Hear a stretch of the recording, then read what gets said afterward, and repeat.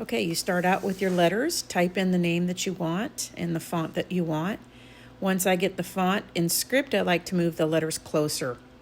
And when you do this, you also need to make sure you remove the hidden stitches so that your letters don't get bulky. You do that over on the right-hand side. The next, I'm going to go to the utility and select knockdown stitch, and I go to 5. I'll then select my knockdown up in the right-hand pane, and I'll go to Stitch Artist and I select line. So the only thing that's there now is the line of that knockdown stitch.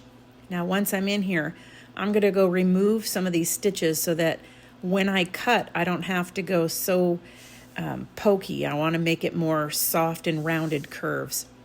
So you can do that by clicking it and hitting the delete key, or you can get the lasso and just click, hold down your mouse and remove multiple stitches at one time.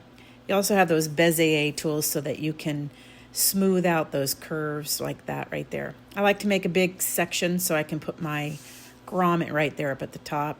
There's the option of adding a tab too, but in this case I didn't add the tab.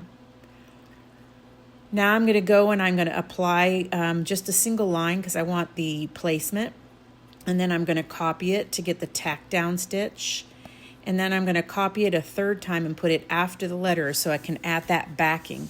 And on that third one, I'm not going to have that to be a single stitch. I'm going to make that a bean stitch with a third pass so that it's a bit thicker and a little nicer looking.